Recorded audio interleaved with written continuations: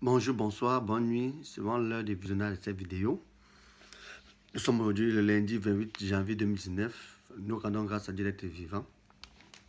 Au passage, je salue comme ça le couple Kani, Pauline et Alain qui ont convolé juste nos samedi dernier et qui m'ont donné l'occasion de prester le mariage. Je salue également Fabrice et Nadia, également qui ont convolé juste nos et dont j'ai animé le mariage. Je vous souhaite heureux mariage et surtout de pratiquer le PCM, les prières communes matinales pour la bonne marche de votre couple, quelle que soit la situation qui prévaut dans le couple. Alors, je vais vous donner les informations du pays de la semaine dernière et ces informations sont passées guère. Et tout d'abord, je vais vous demander qu'on observe, puisque vous n'avez pas des mégas, 5 secondes de silence en mémoire des Camerounais qui sont morts sur la route Gaoundé Toubou.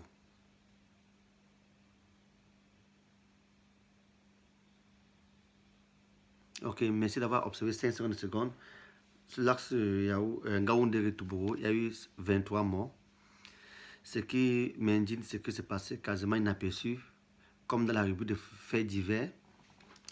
Dans la presse publique, c'était écrit en bas de page un petit phrase, 23 morts. Ça me fait tellement mal parce que nos dirigeants ont été des boursiers, des étudiants en Europe, en Amérique. Et si, pendant les séjours-là, ils pouvaient mettre en pratique 1/1000 de ce qu'ils ont appris là-bas, ça pourrait nous faire plaisir. S'ils avaient pu nous donner en plus de 50 ans, au moins des routes, je ne dis pas autoroutes, des routes à 4 voies, ça devait sauver au moins 3 millions de vies par an au Cameroun. Voyez-vous, on dit que la route ne tue pas, mais c'est nous qui tuons. Certes, il y a les mauvais chauffeurs. Mais que faisons-nous pour isoler ces mauvais chauffeurs et empêcher d'avoir les victimes innocentes? Parce que 90% des accidents sont toujours dus au face-à-face croisement. Or, si chacun a son couloir, on évite cela. Le pays va mal.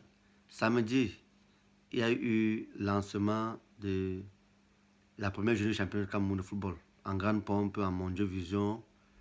On a fait toutes les cérémonies protocolaires, mais au moment de lancer le match, les deux équipes étaient absentes. Ils ont boycotté. Et les autres rencontres de la journée n'ont pas eu lieu. Sur 8 équipes, il y a 5 qui sont présentées au stade. Ça, c'est le Cameroun. L'unité dans le désordre. Le stade de course, le programme des matchs affichait comme résultat absent contre présent. Absent, absent. Il n'y a plus les scores.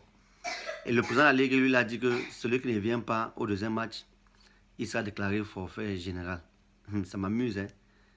Ça veut dire que sur 18 clubs, 13 vont être déclarés forfait général. On va faire un championnat à 5 clubs. Ah, le Cameroun, ça c'est inédit. Au lieu de chercher un consensus, comme quoi, si on t'explique le Cameroun et que tu as compris, c'est qu'on ne t'a pas bien expliqué. La dernière actualité, c'était aussi samedi, les marches à Douala, les protestations, des revendications. Je tiens à vous dire que la liberté d'expression est incluse dans notre constitution, à son article 8, c'est pas juriste. Et lorsqu'on veut manifester, on fait une déclaration au préfet qui doit donner l'autorisation. Ça, c'est le droit. Et il peut interdire, c'est l'exception. Il interdit ça pour cause de troubles à l'ordre public. J'ai eu les informations, j'ai créé les informations un peu partout pour vous. Il ressort que, pour certains, dès qu'on fait une manifestation pacifique, les préfets, sous-préfets disent une fois qu'ils lisent la lettre dans l'enveloppe en disant que c'est un trouble à l'ordre public. Que même si tu es venu dans la chambre avec tes enfants, on vient dire que c'est un trouble à l'ordre public. Que les seules manifestations qui sont permises, c'est celles où on se réunit pour dire merci au chef de l'État d'avoir maintenu son frère au poste ou bien d'avoir promis son frère à un poste. Et je vous dis aussi que le ministre de l'AT a dit que les forces de l'ordre n'ont tiré aucune balle. Et d'autres ont dit que les blessés de Douala, c'était des mises en scène. Quelqu'un m'a même dit que les policiers camerounais sont les bons comédiens il mérite même d'être nominé aux Oscars. Quand vous voyez comment ce monsieur était blessé, d'aucuns ayant reçu une balle avaient le temps de prendre le téléphone comme ça et whatsapper.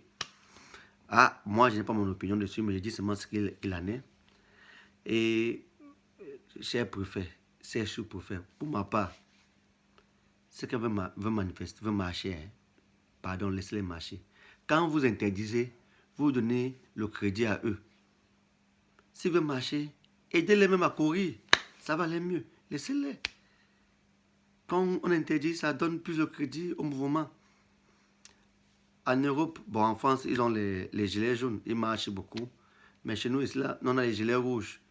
Quand tu viens manifester, c'est le sang qui coule. Il y a un artiste camerounais qui a chanté à ça que tant que... excusez, sur les musiques. Il a dit que tu veux revendiquer. Revendiquer quoi? Ne tente pas. Donc, nous, on ne tente pas. Le dehors est dur, le pays ne se porte pas bien.